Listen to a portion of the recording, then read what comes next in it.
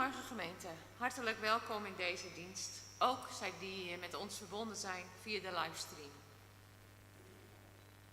De bloemen uit de kerk gaan als groet van de gemeente naar Mattie Kramer. Zij verblijft tijdelijk in Bloemkamp na een heupoperatie.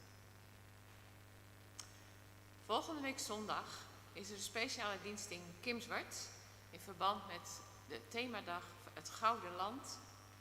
En daar zal optreden Kimswerd Delights. En ook daar bent u van allen hartelijk voor uitgenodigd. De eerste collecte is bestemd voor het Werelddiaconaat Israël en de tweede collecte is bestemd voor de kerk.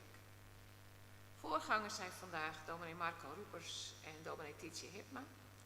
Lector is Japke Gilliam en organist Sibout Akkerman. En ons intochtlied is Psalm 105, de versen 1 en 2. En indien mogelijk zingen we dat staan. Wens ik u een gezegende dienst. Sorry,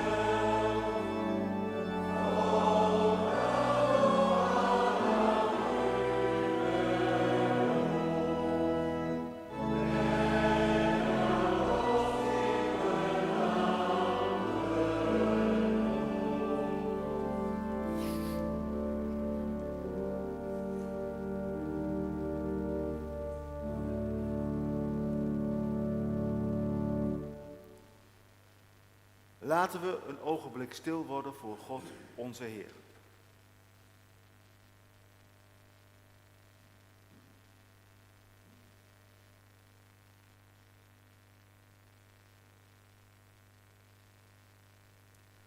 Aan het begin van deze dienst spreken we uit dat onze hulp is in de naam van de Heer die hemel en aarde gemaakt heeft. Die trouw houdt tot in eeuwigheid en niet laat varen het werk van zijn handen. En in zijn naam groet ik u allen. Genade, barmhartigheid en vrede zij u van God de Vader en van Christus Jezus onze Heer. Amen.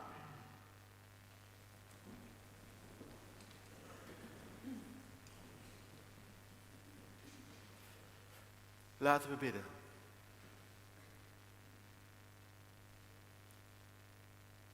Hemelse Vader,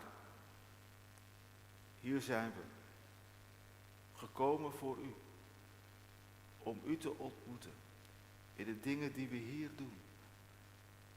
Maar zijn we daar wel echt klaar voor? Leven we wel zo? dat u echt bestaat. Dat u heel dicht bij ons bent. Dat in alles wat we doen, dat ook iets is ten opzichte van u. Dat al onze dingen ook in het teken moeten staan van uw koninkrijk. En daarom vragen we u, vergeef ons wanneer het niet zo was. Verander ons. Maak ons tot nieuwe mensen die horen bij uw nieuw koninkrijk. Goede God, maak ons tot uw gemeente. Dat vragen wij u in Jezus' naam. Amen. Dan volgen nu het Kyrie en het Gloria. De Achlemus en Hitsemers zijn ermee bekend met deze vorm. Maar we zingen gewoon eerst het Kyrie, dat hier op het scherm staat. En daarna zal ik het Gloria aankondigen. Laten we God aanroepen vanuit de nood van de wereld. We zingen Kyrie eleison.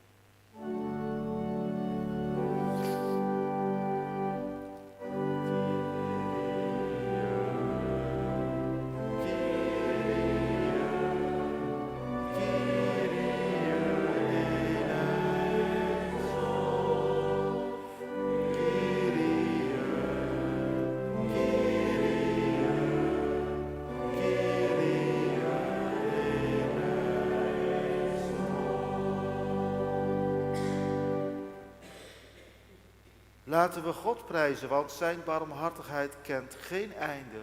Gloria in excelsis Deo.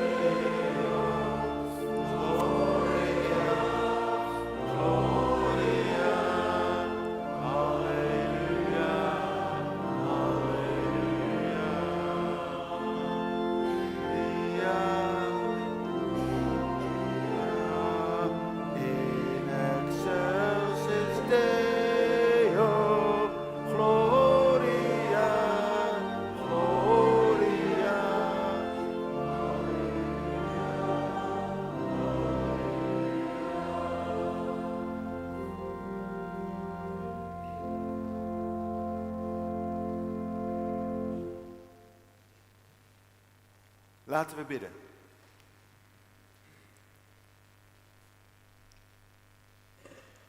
Barmhartige God, we vragen om uw geest in ons hart. Want alleen door uw geest veranderen we. Alleen door uw geest geloven we.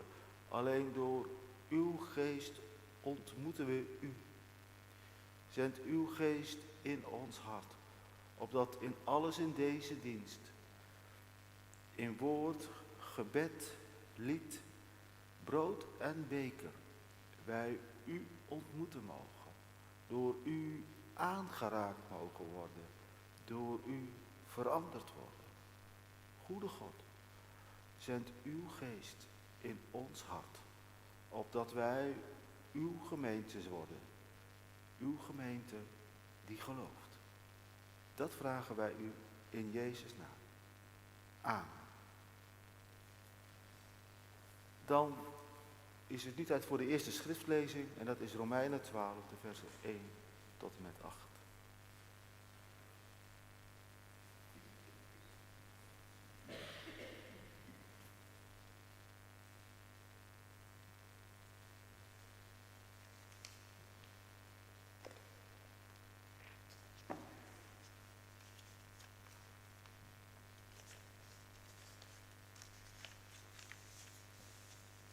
Of wij lezen uit de Romeinen 12, de versen 1 tot en met 8.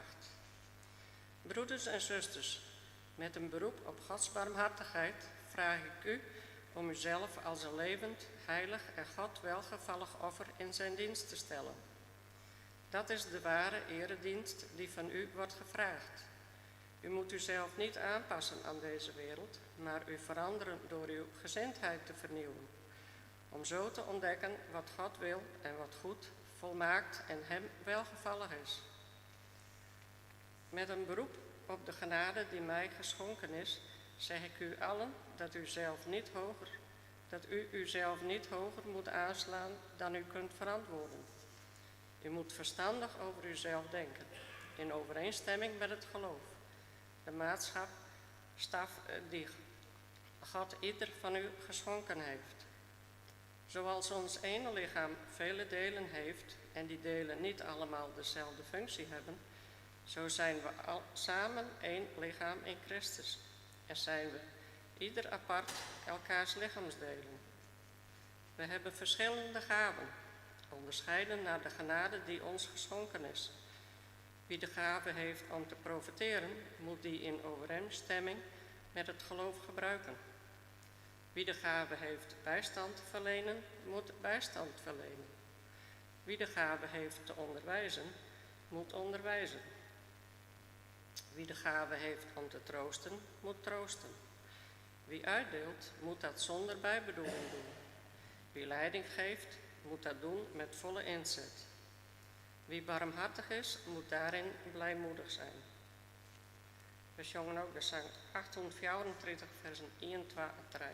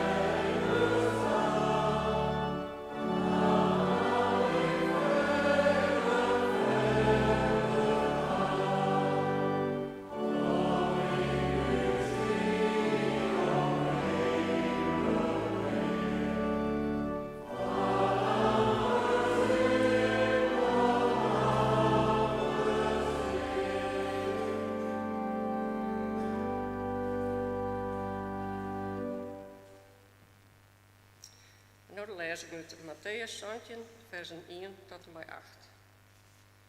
6 dagen later nam Jezus, Petrus, Jacobus en diens broer Johannes met zich mee een hoge berg op, waar ze alleen waren.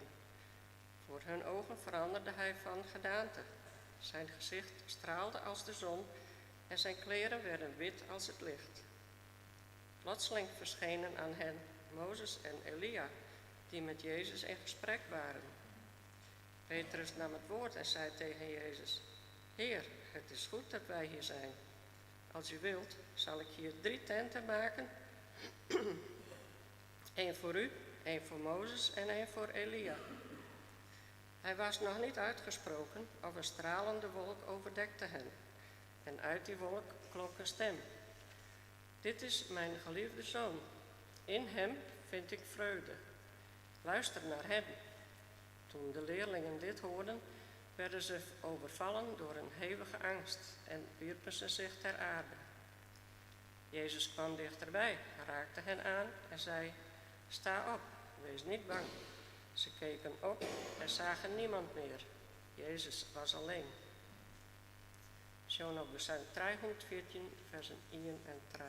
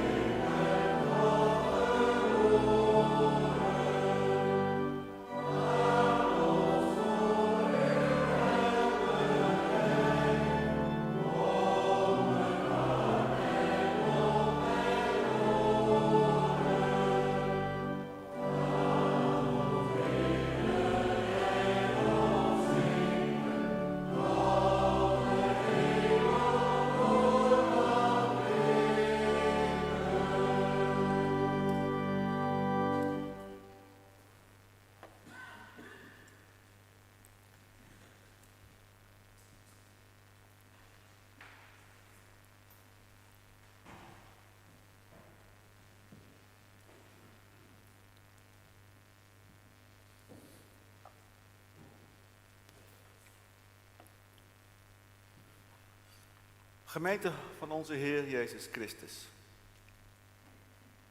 Ik wil beginnen met de vraag: wie weet nog waar de Pinksterdienst over ging? In Hitsen, op de ijsbaan, weten jullie nog? Mooi weer, net als vandaag. Ja, ik hoor het al. Links en rechts hoor ik het al. Kijk. Weten jullie het nog? Rupsje nooit genoeg. Hij at. En hij at door alles heen. En hij werd een mooie vlinder. De metamorfose.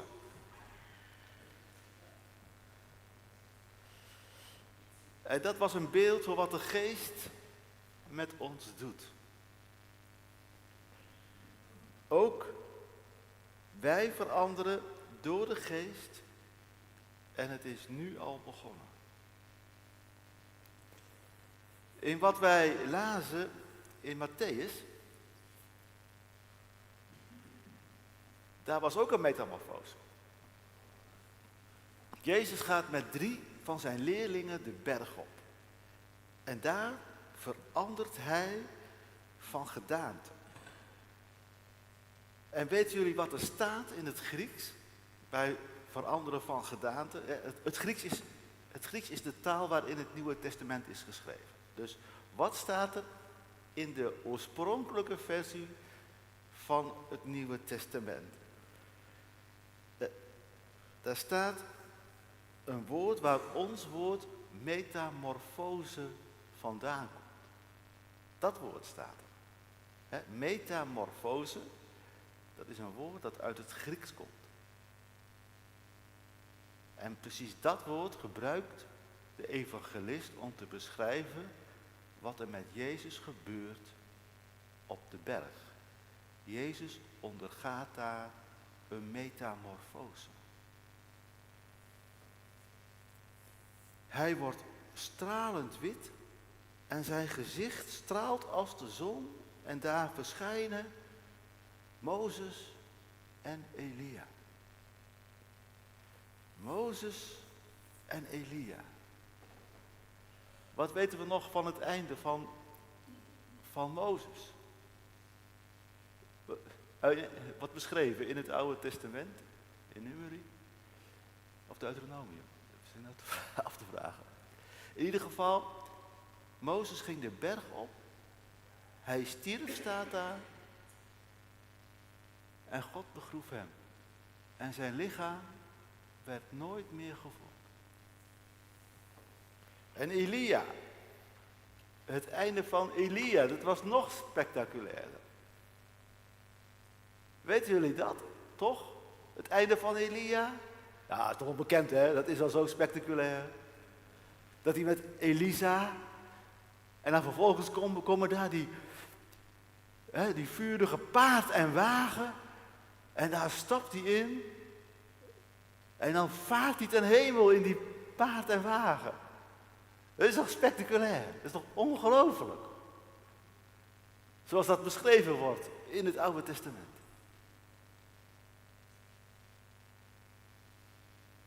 Dus dat is een overeenkomst tussen die twee. Dat ze op een hele bijzondere manier gestorven of ten hemel zijn gevaren. En ook omdat het graf van Mozes niet wordt gevonden, blijft daar de suggestie dat hij bij God is. En precies dat zien we hier. Precies dat zien we hier. Mozes en Elia als hemelse gestalten. Bij Mozes is nog iets bijzonders aan de hand. Want toen Mozes van de berg kwam, nadat hij God had ontmoet, wat was er aan de hand? Weten jullie dat nog? Met zijn gezicht. Dat straalde. Dat gezicht dat straalde.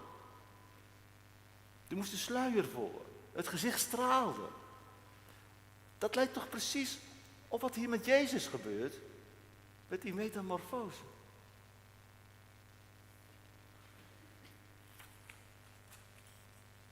Dus wat we hier zien op de berg. Ik gebruik het woord zien, want ik zie het voor me. En zoals het beschreven wordt. Ik zie het voor me. Dus wat we hier zien op de berg, dat is de hemel. De hemel op aarde.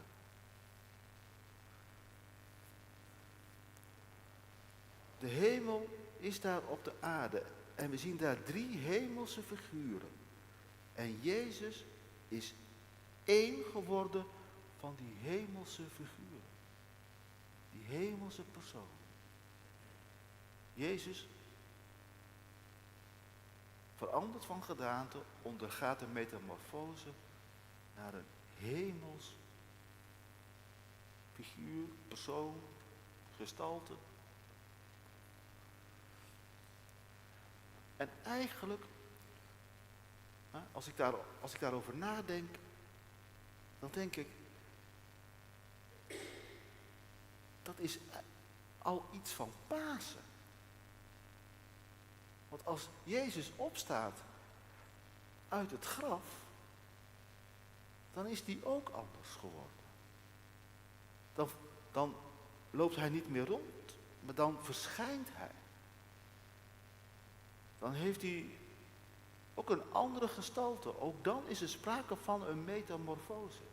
Ook dan is Jezus al een hemels lichaam. Wel heel anders beschreven dan hier, maar ook dan is Jezus anders geworden. Hij is wel lichamelijk, maar het is toch een totaal andere lichamelijkheid dan wij hier hebben. Ook dan heeft Jezus een metamorfose ondergaan.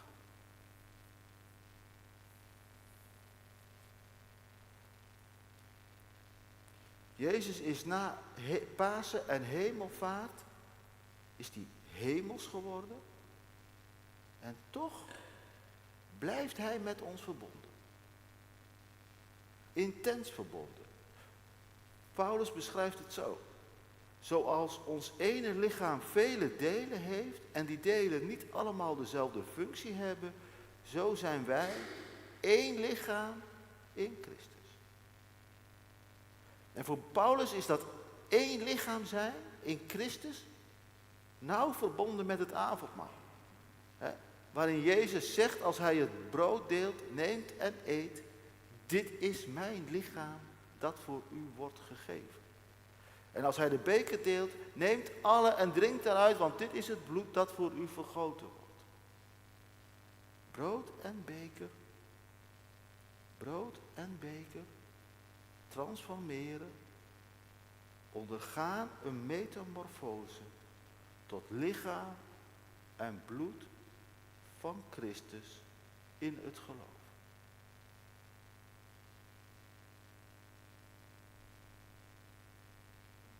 Zo verbindt Jezus zich met ons. En zijn wij hier op aarde, zoals we hier zitten, zoals we meedoen met het avondmaal, met al onze aardse dingen, zijn wij toch verbonden met de hemelse Jezus. Zo geeft Jezus ons al iets eeuwigs mee. Iets eeuwigs mee in het geloof. Iets eeuwigs mee, niet alleen in het verstand, maar ook in ons lichaam. En zo maakt hij al een begin met de grote metamorfose van ons aardse bestaan dat voltooid zal zijn in het nieuwe koninkrijk. Dat komt. In Christus zijn wij verbonden tot één lichaam. Brood en beker delen we samen en dat verbindt ons met elkaar tot één lichaam. En dat is ook een metamorfose van ons. We worden dan meer dan een verzameling individuen die voor zichzelf bezig zijn.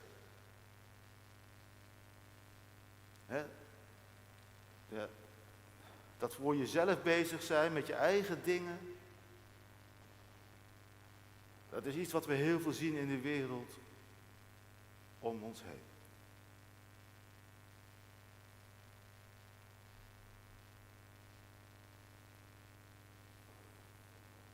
Mensen die bezig zijn met hun eigen belang, hun eigen ideeën, hun eigen wensen. Nou ja,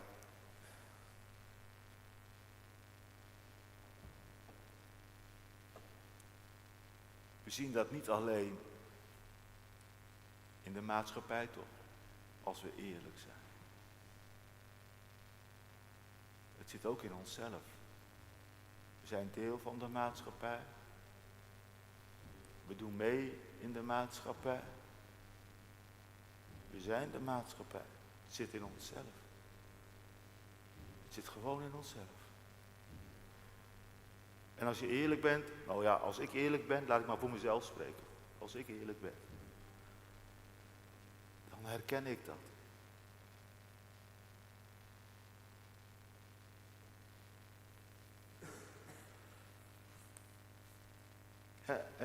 Het valt ook toch niet mee om het anders te doen.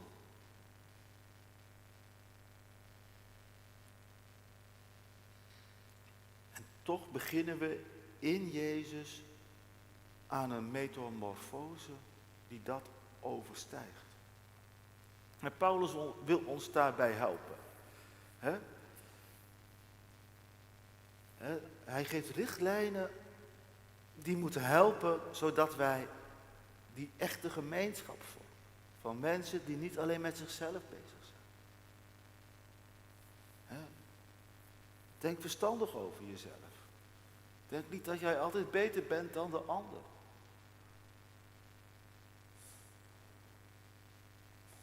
Nou, ik vind dat zelf al lastig. Want vaak denk je dat je het al beter weet dan de ander. Ik denk dat iedereen dat wel doet. Soms moet je tot je eigen schaamte erkennen dat die ander het beter is.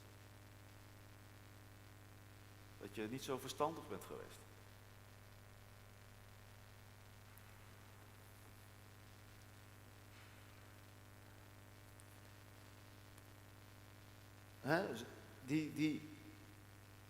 zo met elkaar omgaan, dat is eigenlijk al een offer. Ja, zegt Paulus, dat is het ook. Maar verbonden zijn met Jezus betekent ook dat je bereid bent om offers te doen. Ja, offers voor God en offers voor de ander. Ja, dat hoort bij elkaar.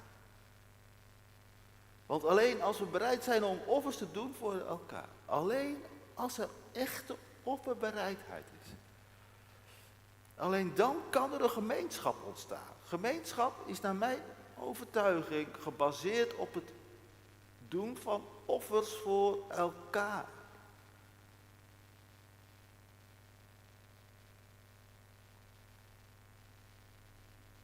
Dan zijn we bereid om de ander tot bloei te laten komen. En om daaraan mee te werken. En dat staat soms zo haaks, op hoe het soms toegaat in onze maatschappij. Hoe we met elkaar in de maatschappij omgaan. Als we in het nieuws dat allemaal zien, wat wordt gezegd en gedaan wordt. Het is een metamorfose als we ons in de geest van Jezus gaan opstellen tot de ander. Dat is een metamorfose. Dat is al iets hemels. Een stukje hemel op aarde. En dat gaat niet zomaar. Het is echt een moeilijke en het is ook een lange leerschool. Het duurt een leven lang. Je bent er nooit mee klaar. Nou ja, dat is mijn eigen ervaring. Dat ik er nooit mee klaar ben. En ik vind het nuttig en goed dat Paulus ons hierbij bepaalt. Dat Paulus ons hier weer eens op wijst. Dat helpt om eraan te gaan werken. Om het geloof meer te laten spreken in het leven van alle dag. Maar het is wel een verandering die iets van een andere wereld in zich draagt. Een nieuwe wereld. Een herschepping van God. Amen. En het leek ons goed om daarmee begin te maken door het geloof te belijden. En dat doen we dan ook zometeen met lied 340b, de apostolische geloofsbelijdenis. En we zingen dat dan staande.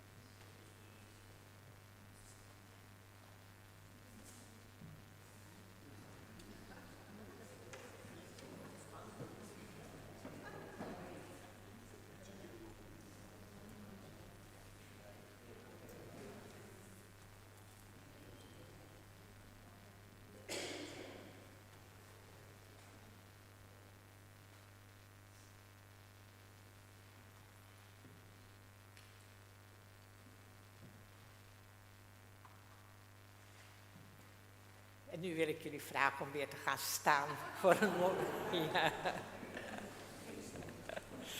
Ja.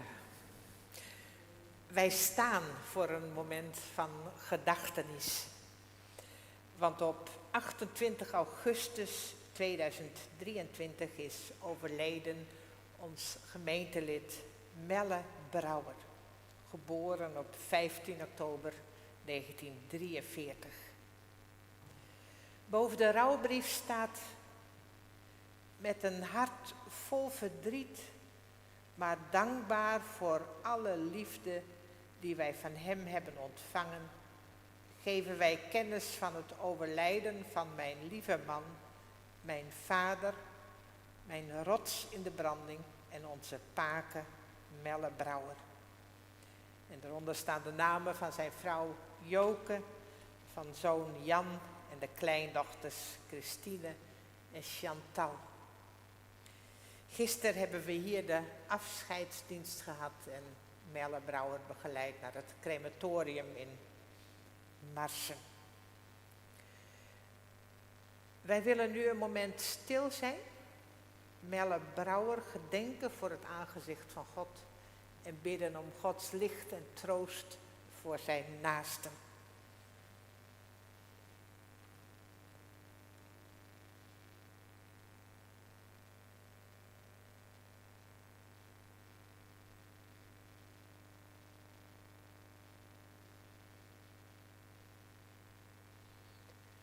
En wij willen nu Psalm 139, het eerste vers, zingen wat ook boven de rouwbrief staat. God, u kent mij, u doorgrondt mij.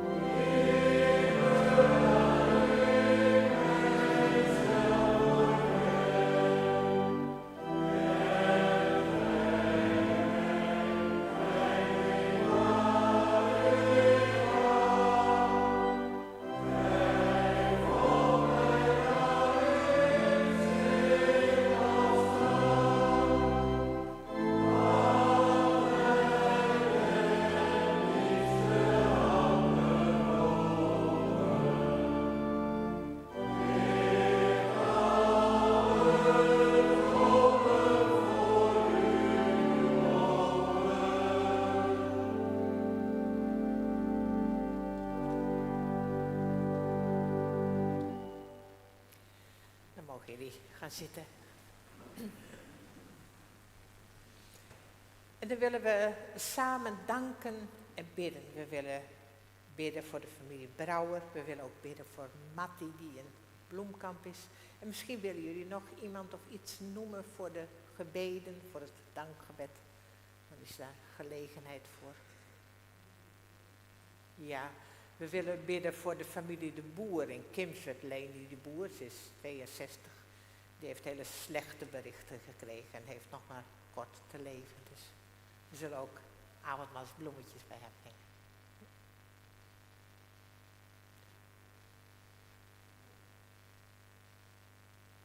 Zullen we samen danken en bidden.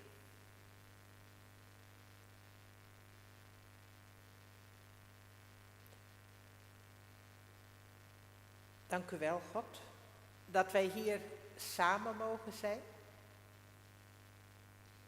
Eén lichaam in Christus. In uw liefde verbonden. Veranderd. Naar u toe. Dank u wel dat wij uw woord mogen horen. Uw liefde mogen proeven. Zo komen wij bij u. Met dank voor al het goede dat u ons geeft. Voor alles waar we van mogen genieten. Alles wat ons vreugde geeft en vervulling. Alles wat al lijkt op dat koninkrijk van u.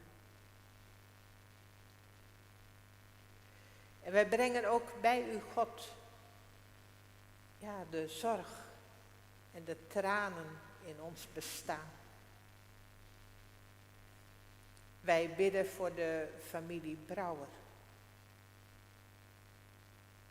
Wilt u hen troosten in deze dagen? Wij bidden voor Mattie Kramer. Heer, dat zij ook kracht mag vinden in deze dagen van verandering.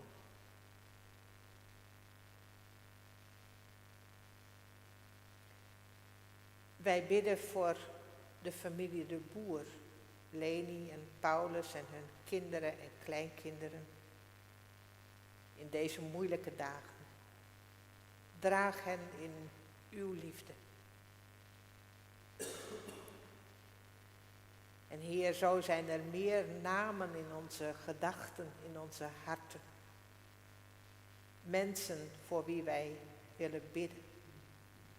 Om uw kracht, uw liefde, uw licht.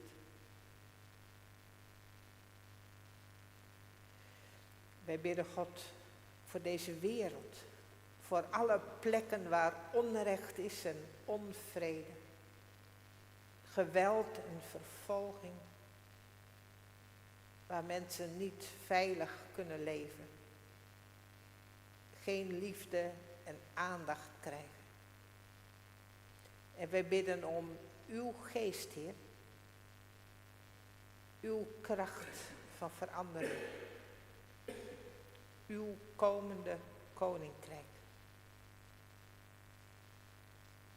En in de stilte willen wij zeggen wat een ander niet voor ons kan zeggen.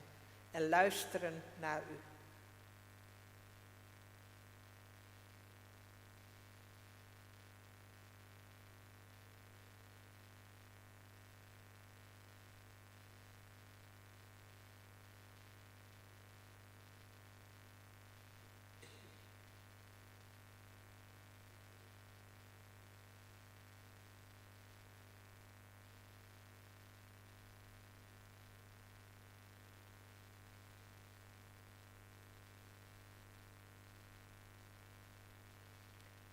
Wij bidden God, hoor en verhoor onze gebeden.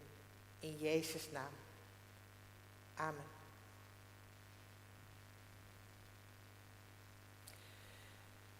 Dan is het nou tijd voor de collecte en daarna moeten wij maar ook voor het hele nachtmaal vieren.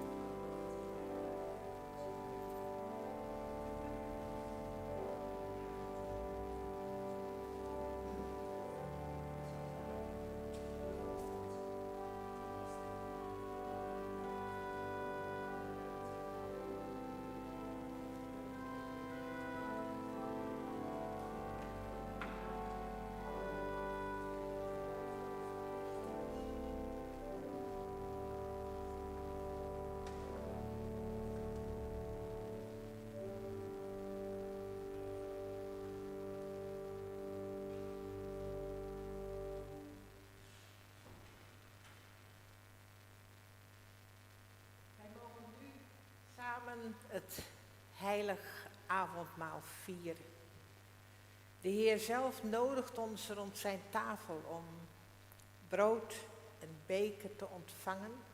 Zijn lichaam, zijn bloed, dat ons verbindt, heel maakt, vormt tot zijn lichaam in deze wereld. Straks na het tafelgebed, dan zullen de diakenen jullie in de kring nodigen. Wie niet zo lang kan staan, die mag ook gaan zitten op de stoelen of nou, waar maar een plekje is.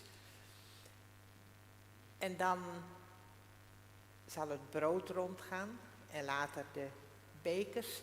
En dan wachten we even met eten en drinken tot iedereen iets gekregen heeft. En dan eten we samen het brood en drinken we samen de beker. Wij willen nu samen ons tafelgebed bidden.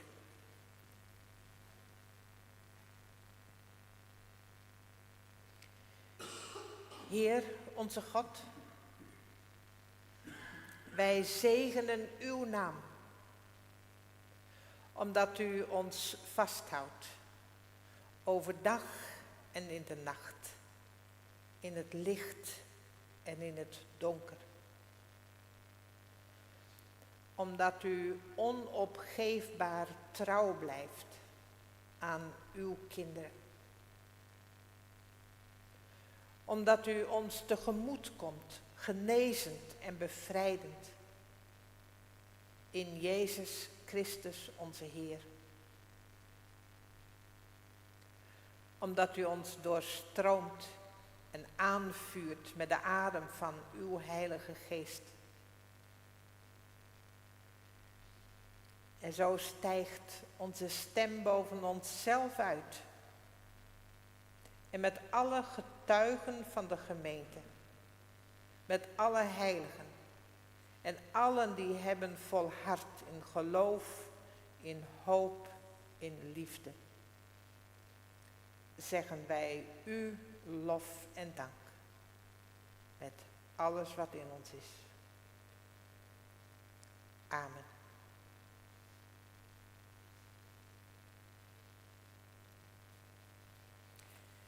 In de nacht waarin de Heer Jezus uitgeleverd werd, nam hij het brood. Hij sprak het dankgebed uit en hij brak het brood en zei: dit is mijn lichaam voor jullie. Doe dit tot mijn gedachtenis. En zo nam hij na de maaltijd ook de beker. En hij zei: deze beker is het nieuwe verbond dat door mijn bloed gesloten wordt. Doe dit telkens wanneer jullie daaruit drinken tot mijn gedachtenis. En nu wij de maaltijd vieren, doen wij wat de Heer Jezus heeft gezegd. Wij gedenken Christus onze Heer. Zijn dood verkondigen wij. Zijn opstanding belijden wij. En zijn toekomst verwachten wij. Amen. Kom, Heer Jezus. Amen.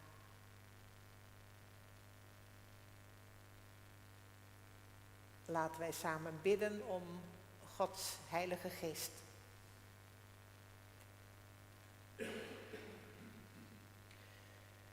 Kom, Heilige Geest van God. Geest die heel maakt.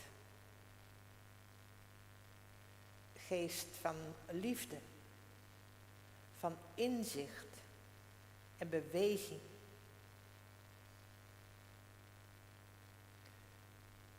Doorbreek onze sprakeloosheid. Steek ons verlangen aan. Laat onze harten branden in uw waarheid. En maak ons één, lichaam van Christus.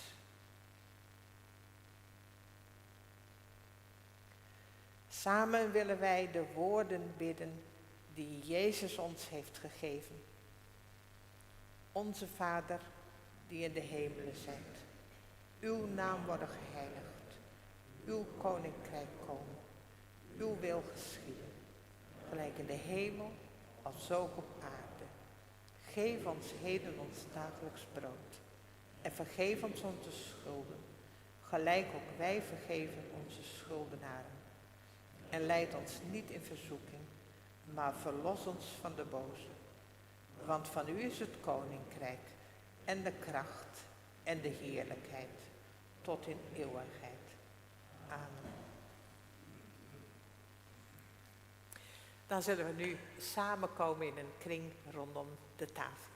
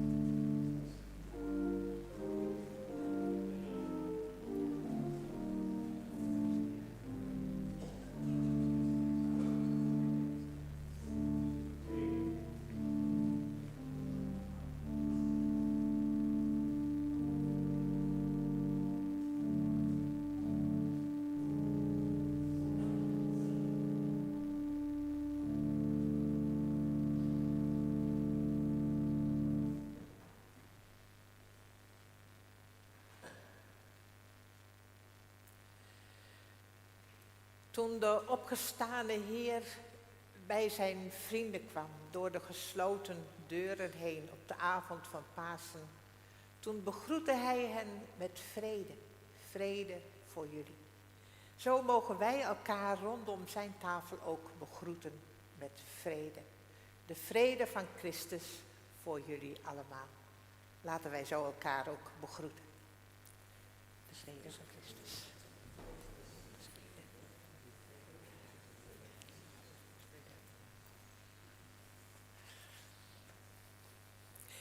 Wij willen nu met elkaar, voordat we het brood en de beker delen, een lied zingen. Jezus roept hier mensen samen.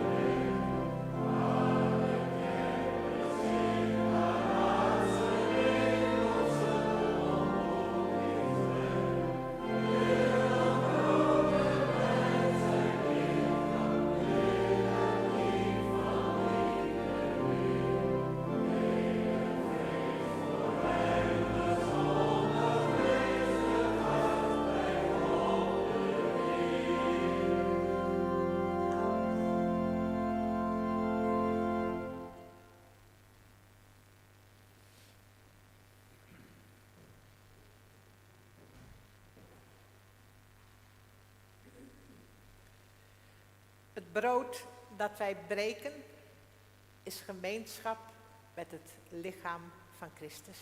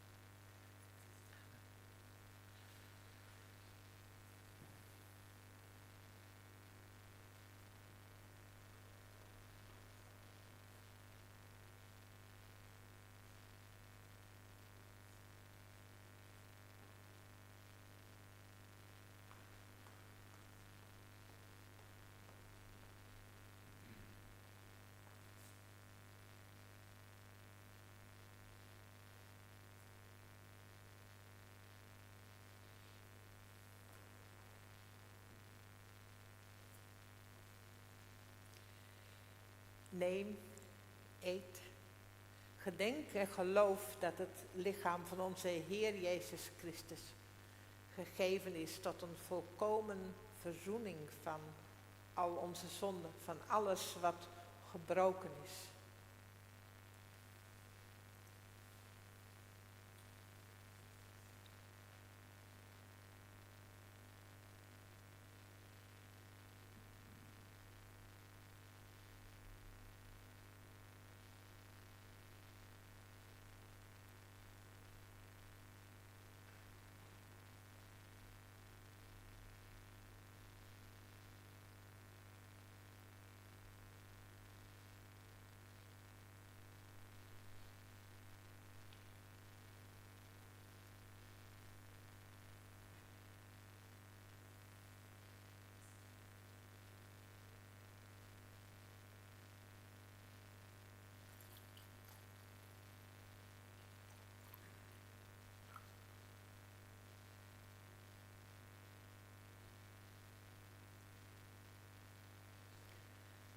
De beker der dankzegging, die wij dankzeggend zegenen, is gemeenschap met het bloed van Christus.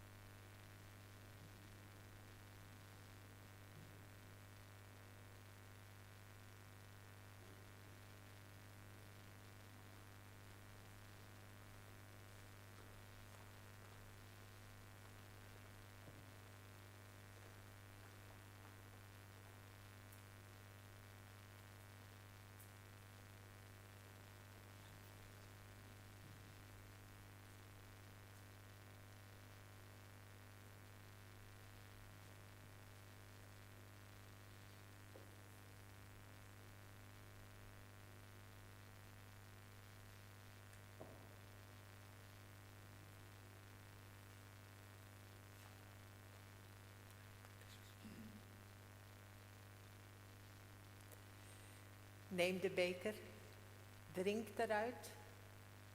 Gedenk en geloof dat het kostbaar bloed van onze Heer Jezus Christus vergoten is tot een volkomen verzoening van al onze zonden.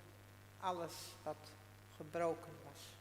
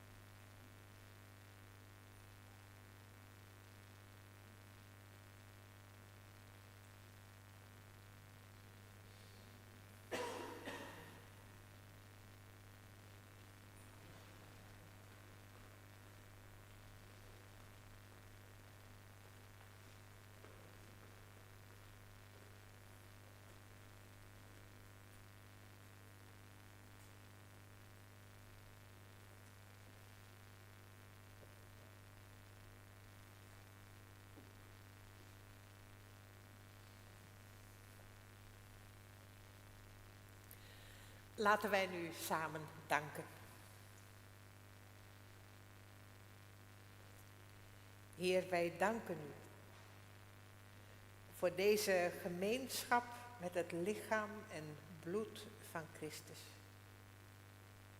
Voor de kracht en de vreugde.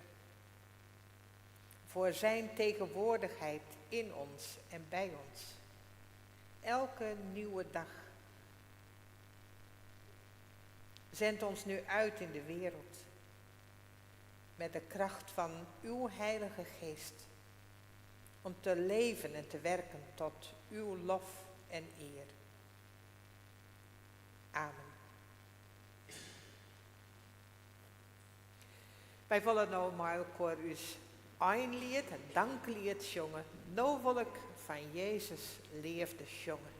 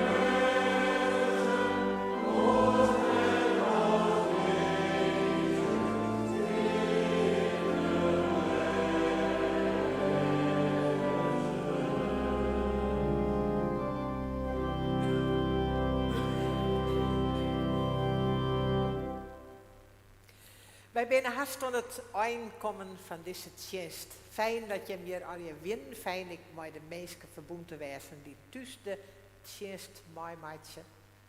Zo moeten wij maar elkaar de simmerdiensten afsluiten en ik al vooruitje naar een nieuw seizoen dat we met elkaar gemeente wezen moeten. Je bent hartelijk welkom bij de koffieassen. En als we dan naar huis gaan, moeten wij gaan met de zegen, met de goede woorden van God. De genade van uw Heer Jezus Christus en de liefde van God en de meerschap van de Heilige Geest, wees mij hem alleer.